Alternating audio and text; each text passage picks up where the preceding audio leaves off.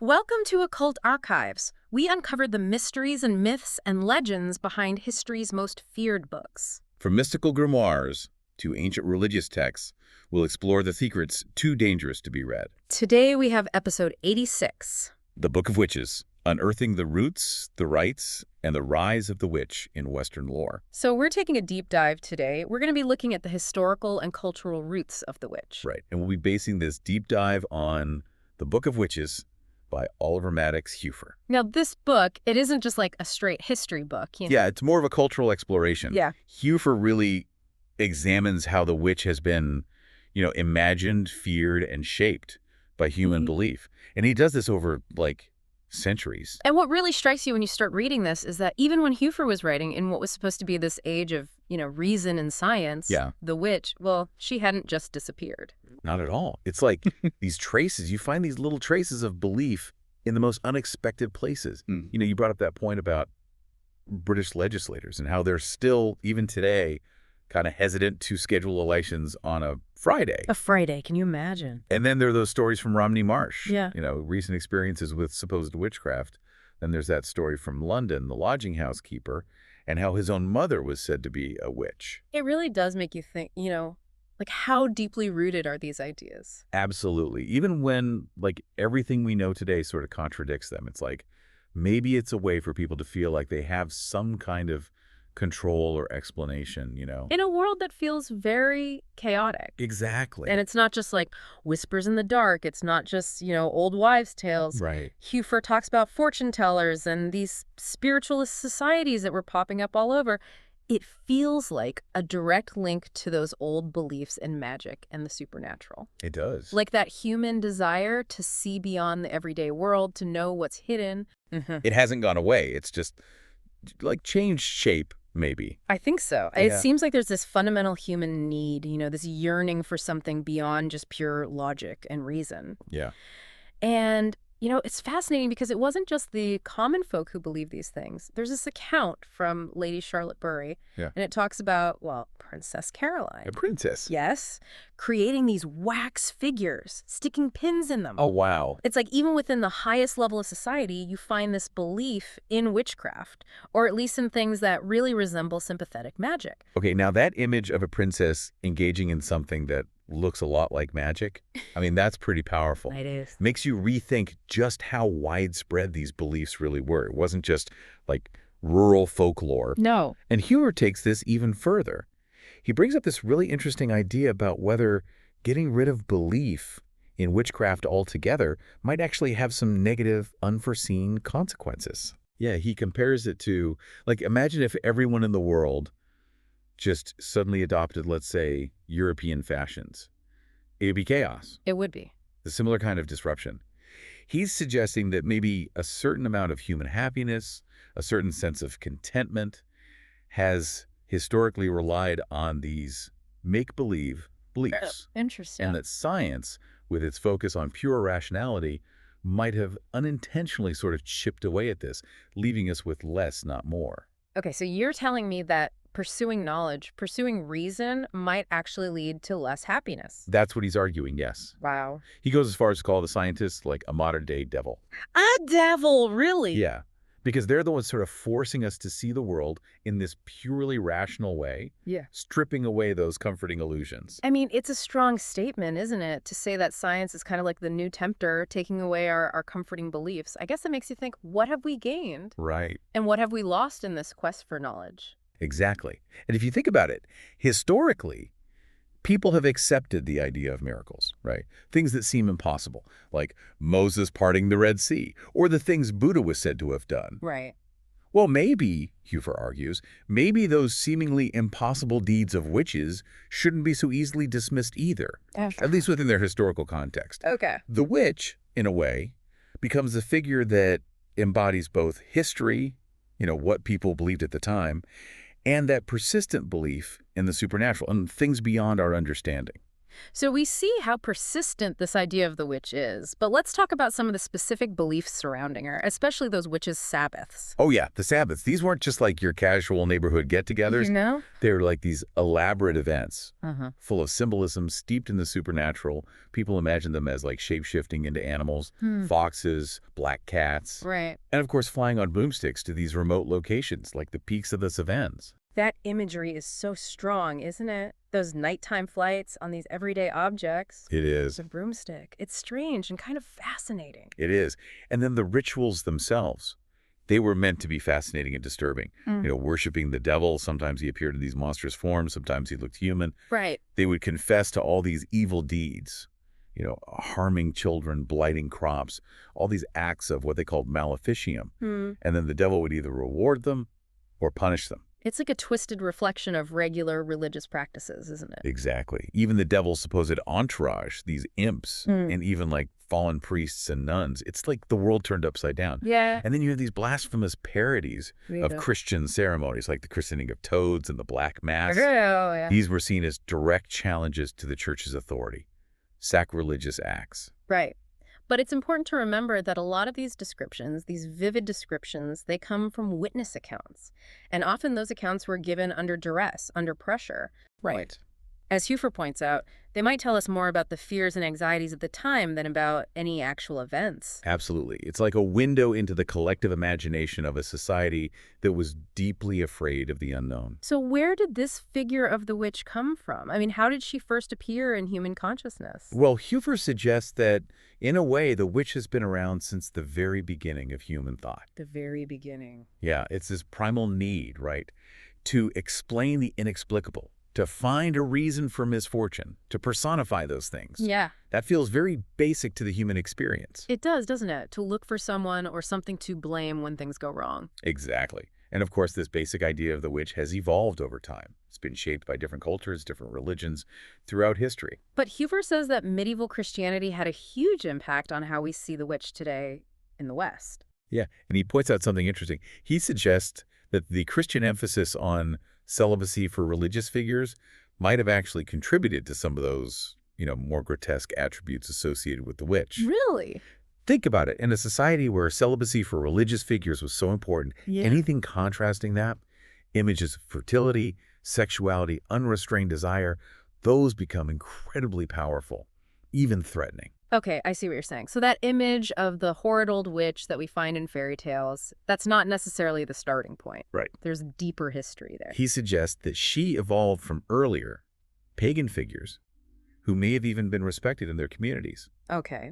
He points out that early humans, especially women, as caregivers, they developed a lot of knowledge about plants, about healing, about poisons. Right. And to the primitive mind, that knowledge must have seemed pretty amazing, like magic, maybe even worthy of worship. You can imagine someone who could ease your pain or, cause harm. That would give them a lot of power. Exactly, both feared and respected. But then, as men started pursuing knowledge themselves, that initial respect for women's wisdom, it started to shift, turn into a form of rebellion. Interesting. They began to question and then demonize the witch's power. It's fascinating, isn't it? How the witch has been both venerated and persecuted throughout history. Right. What was it about her that inspired such extreme reactions? Well, Hueffer makes this point about the church's role in all of this, and it's kind of ironic. He suggests that the church's constant condemnation of witchcraft actually helped strengthen belief in it. Okay. How so? Well, think about it. If something is constantly denounced by such a powerful institution, people are going to think, well, there must be something to it, right? It must be real. Yeah, it gives it legitimacy. Exactly. Yeah. And by defining witchcraft so clearly as evil, the church created this very simple moral framework, good versus evil. And the witch became the embodiment of evil. So this brings us to another interesting concept that Hueffer introduces, the idea of the witch existing in this halfway world. What did he mean by that? Well, he's talking about this liminal space, a kind of threshold between the human world and the supernatural, like those mythical creatures we find in stories, centaurs, mermaids. Right. Creatures that don't quite fit into either category. Exactly. So this whole idea of shape-shifting fits in perfectly, right? The witch transforming into animals, wolves, cats. Exactly. It blurs the lines between human and beast, just like werewolves and other transformation myths. And of course, the witch isn't always clearly distinct from other magical practitioners. Sorcerers, magicians, diviners. The boundaries between these roles were very fluid, very much open to interpretation. It's interesting that Hueffer actually sees magicians, even though they're often associated with forbidden knowledge, as kind of like the forerunners of modern scientists. Right. He points to alchemy, with its quest to transform base metals into gold, as a precursor to discoveries like radium. That's a surprising connection. It is. But when you think about it, those early alchemists, in their pursuit of mystical goals, they were experimenting. They were observing the natural world. They were laying the groundwork for what would become modern science. Let's talk about the more traditional image of the witch. What are some of the specific attributes and practices that Hueffer highlights? Well, physically, she's often described as old, poor, and having some kind of distinctive mark on her body. A witch's mark. Right. And then there's the idea of familiars, or imps, often in animal form, cats especially. Right, the classic black cat. Exactly. These creatures were believed to help the witch with her magic. Sometimes they were described as monstrous or deformed. And we can't forget the broomstick. How did such an ordinary object become associated with witches and flight? Well, Hueffer links it to the idea of female domesticity, women sweeping. And he suggests a connection to the magic wand, this tool for channeling magical power. Okay, so the broomstick is more than just transportation. It's a symbol of the witch's power. Exactly. And then there's the witch mark itself. This was seen as a physical sign of a pact with Satan, a mark of evil. And by the 16th century, the idea of a formal contract with the devil became really common. It did. A signed agreement, often portrayed as a really bad deal for the witch. And the accusations against witches were all over the place, weren't they? Oh, they were. Everything from causing illness and death, especially of children, to manipulating the weather, to damaging property. They were blamed for practically any misfortune that befell the community. It's like they became scapegoats for anything that went wrong. Absolutely. And the belief in their ability to fly, not just on broomsticks, but on all sorts of things, animals, straws, even eggshells, that was incredibly widespread. It was. And the ways they were said to travel to the Sabbath, well, those varied too. Some just thought themselves there. Others were supposedly carried by Satan himself. Carried by Satan. Wow. And they were said to use all sorts of things for their magic, powders, ointments, even targeting specific crux with their spells. And some were even said to have the power of prophecy. It's a whole tapestry of beliefs woven together. And at the center of it all were the Sabbaths, these gatherings where they supposedly worshiped the devil, reported on their evil deeds, and planned new ones. And the devil's appearance at these Sabbaths was just as varied as everything else, right? Sometimes monstrous, sometimes more human-like. Exactly. He was a figure of immense power and terror, constantly shifting and changing. So Hueffer talks about some specific witches, some notable figures from English history. Can you tell us about them? Of course. There's Mother Shipton, famous for her prophecies. Mother Shipton, I've heard that name. Whether those prophecies were real or not, her name has lived on in folklore. And then there's Mother Redcap, associated with that rather gruesome tale of her unburied remains and the curse they carried. That's a bit creepy. It is. And then there's the case of Joan Peterson, the Witch of Wapping. Her story gives us a glimpse into how witch accusations played out in 17th century London. Even the most ordinary events could be seen through the lens of witchcraft. Right. It shows just how pervasive those fears were. Absolutely. And we have earlier figures like the Witch of Berkeley and Elizabeth Barton, the Fair Maid of Kent. Their stories demonstrate how witchcraft accusations were often intertwined with political events. So the idea of the witch was used for different purposes, not just to punish those seen as different or dangerous, but also to influence political power. Exactly. It's a powerful tool that could be used in many different ways. And of course, there's that famous line from Exodus, "Thou shalt not suffer a witch to live." Right. That biblical injunction was a major justification for the persecutions. Hueffer explores the historical context of this command, tracing it back to ancient Jewish and other cultures. So it wasn't just a Christian idea. No. The condemnation of magic, especially magic that was seen as outside the official religion, was pretty common in ancient societies. And we can't forget the influence of Greek and Roman mythology. Absolutely. Goddesses like Hecate, Circe, Diana, all associated with herbs, poisons, divination, transformation, they all contributed to the evolving image of the witch in Western culture. It's like these ancient beliefs were woven into the fabric of Christianity. Exactly. And Early Christian emperors, they actually continued those Roman laws against magic. Yeah. It was a way for them to suppress paganism and consolidate their own power. Makes sense. And as Christianity rose, pagan deities were demonized. And anyone associated with pre-Christian beliefs, including those who would later be labeled witches, they were increasingly persecuted. So it was a kind of cultural clash, Mhm. the old ways versus the new. Absolutely. And around the year 1000, there were all these social anxieties, famines, plagues. That created a perfect breeding ground for belief in witchcraft to flourish. People were looking for someone to blame. Right. And in a way, it even challenged the church's authority. Because if witches had this much power, well, what good was the church? Okay, that's an interesting point. And then the Crusades, they exposed Europeans to even more diverse beliefs, including various forms of magic and witchcraft from the East. So the world was getting smaller in a way, and people were coming into contact with all these different ways of seeing the world. Exactly. So this brings us to the Malleus Maleficarum, the Hammer of Witches. This was a truly terrifying book. It was. It became a kind of handbook for witch hunters. It codified all those beliefs about witches and laid out very specific methods for how to identify, try, and execute them. And it was written by Heinrich Kramer, also known as Springer. Right. And he blamed witchcraft primarily on women. Women. Yeah, he saw them as morally and intellectually weaker, more susceptible to the devil's temptations. It was a deeply misogynistic view. Wow. And this book had a huge impact on the witch hunts. A devastating impact. It detailed all these different types of witchcraft, described how to detect them, how to torture confessions out of people, how to, well, kill them. It's chilling. It is. But thankfully, not everyone believed this. There were voices of reason, like Johann Weyer, who challenged these ideas. Wire. Yes, he was a physician. Okay. He argued that many of those accused of witchcraft were actually victims of the devil, not willing followers. He also questioned the methods of the witch hunters. He sounds like a brave man going against the tide like that. He was. But unfortunately, figures like King James I of England, they were firm believers in witchcraft. Oh, yeah. King James was obsessed with witches, wasn't he? He was. And he had his own experiences with supposed witchcraft. Oh, really? What happened? He believed he was the target of magical attacks, and that really fueled his paranoia and the persecutions, especially in Scotland. So these witch hunts weren't just driven by religious fervor, they were also influenced by personal fears and political agendas. Exactly. And the methods they used to identify and try witches, they were often brutal and biased.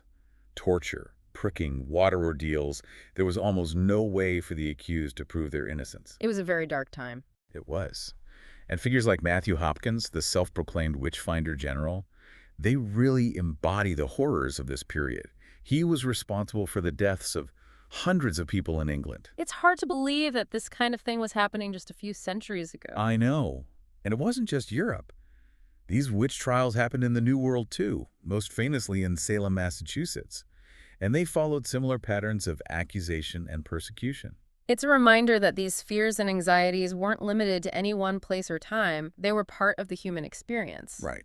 So Hueffer also talks about something really interesting, the persistence of superstition in modern times and what he calls modern witches. Yes, he does. It's fascinating, isn't it? Even with all the advances in science and reason, these beliefs haven't entirely disappeared. He talks about meeting people, both in Italy and England, who still believed in or practiced witchcraft in some form. It shows how enduring these ideas are, how deeply rooted they are in the human psyche. Absolutely. It makes you think about the power of belief, how it can persist even when it seems to contradict everything we know about the world. It's like there's a part of us that still wants to believe in magic, in the supernatural, and something beyond the everyday world. Maybe there is. And the continued popularity of the witch in fiction and folklore, that speaks to her enduring power as a symbol, even though the modern image of the witch is often very different from the historical one. It's like she's been reimagined, reinvented for a new age. Right. She's become an icon of female power, of rebellion, of the unknown. So taking this deep dive into the Book of Witches, it reveals a complex and fascinating figure, one that's been shaped by centuries of human history, by our fears and anxieties, by our beliefs and desires. Exactly. From the earliest stirrings of magic to the horror of the medieval witch hunts and the lingering whispers of superstition in modern times, the witch has been both scapegoat and symbol, a figure of terror and fascination.